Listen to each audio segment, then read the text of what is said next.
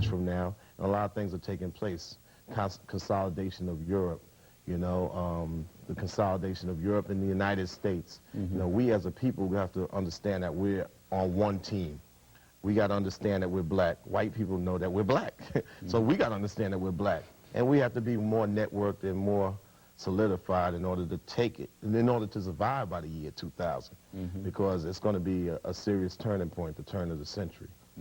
And if we don't have our act together, we could be taking all of us out.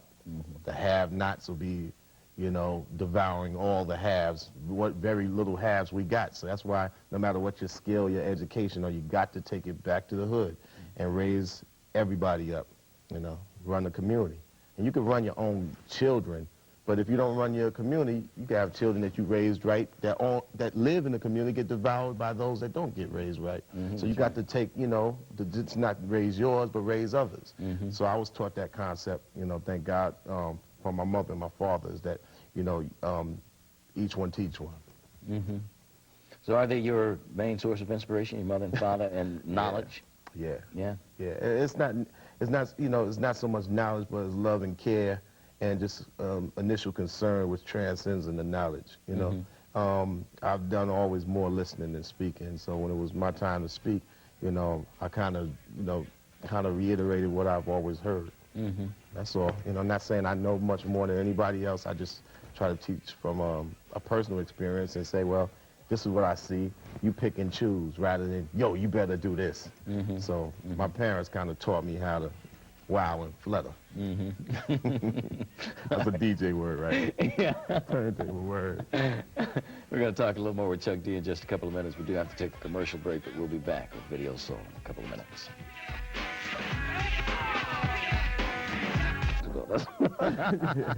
Yeah. I'm gonna say that one for off camera, you know. Okay. No, it's just a matter, you know, like, you know, when your sister, you know, my sister was probably pretty good, you know. It's like Murph was just one of the brothers come by and say, yo, your sister home? I'd be like, nah, she ain't home. And she'd be upstairs like, I hear. So that's how far we go back, you know. And, you know, I'd be like, why you got to do that? You know, you yell at your sister, why you got to do that? Treat a brother like that, you know. Now, I'm told that you don't have BET. I don't have BET in Long Island. We ain't never had it. Matter of fact, we had a sample, you know, 2 weeks they was running. If you want BET, write in the Cablevision, you know. And then they took it off starting March 1st. So now, you know, Cablevision is all white again.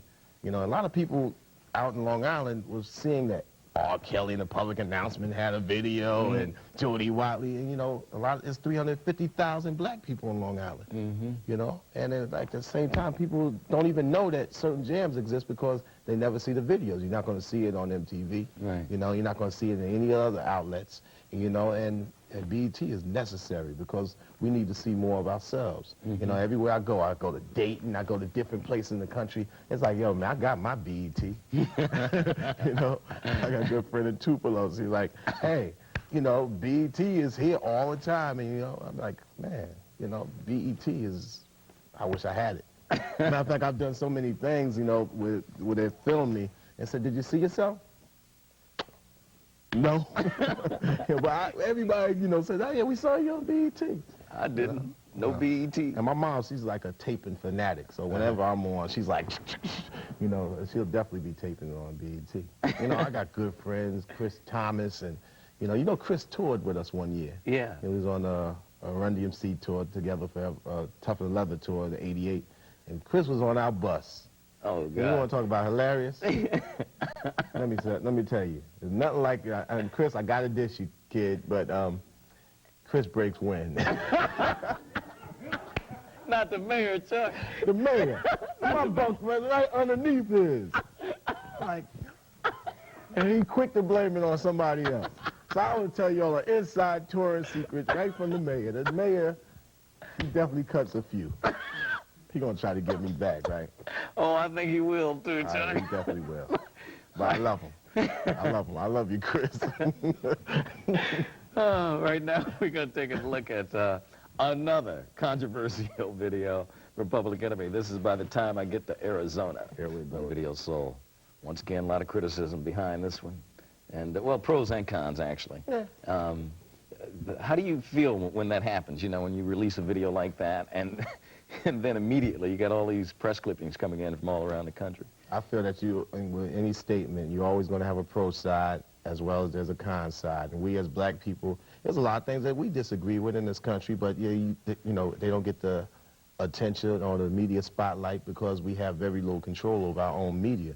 So I use the outlet of my songs and my videos that also serve the purpose of being an alternative to the media point of view, the mainstream point of view. And, you know, some people are not going to like what you do, so, and, I mean, some things I definitely don't like, you know. There's a lot of things I definitely don't like, and I talk about them. So there's always going to be a pro side and a con side, and I tell people, you know, pick your team, you know, we're going to play ball.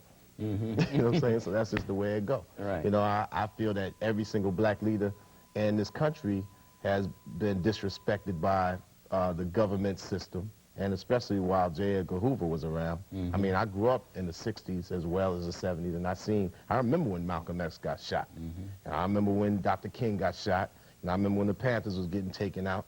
You know, so I remember these things. So obviously it has an effect on myself, and I should tell, it's my purpose to tell those that don't know exactly, you know, the feeling that still should be said, you know. And I think the thing with today's youth is that there's a lot of problems in black America because there's the communication gap in between the older and the young, and there's an educational gap between the old and the young. And there's things that the older know and should say that the younger should know. And when that goes void, you know, all it creates is a situation where the young people make up their own rules. You know, you have gang violence, you have drugs, you know. Black people are consistently doing the same dumb things all the time because of the lack of tying everything together. You know, a drug dealer today is doing the same dumb things that the drug dealers did 20, 30 years ago. I mean, the same, getting caught the same way. Same thing with, you know, gang violence, getting caught the same way. There was gangs in the 50s. You know, today you have bigger weapons and bigger tools to get the job done quicker, but, you know, the brothers don't bring them in this country. and we definitely not the ones making them and selling them. So, you know, we got to get to the root of the matter, and I just think there's a whole bunch of unanswered questions out there that need to be answered by those that have the ability to tell them.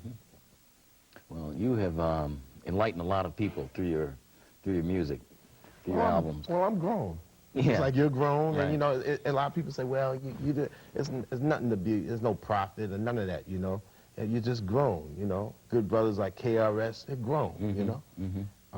You got a lot of good brothers that aren't in rap music, but we as athletes and entertainers, we got that certain spotlight. We're always going to, you know, whenever somebody's going to be black and important, they're going to only show us entertainers and athletes. They'll show the Michael Jordan and the Charles Barkley or the Chuck D's or the Michael Jacksons quicker than lawyers and accountants and community leaders and people that have been in the struggle, you know, explaining the situation with Geronimo Pratt, you know, nobody knows about. You know, this is a brother that's a political prisoner right here in the United States of America while we're talking about freeing Mandela, you know. So there's a lot of things that we don't know about that we should know about, and that just comes down to us controlling our media and letting the young know where they could direct all their angry energies.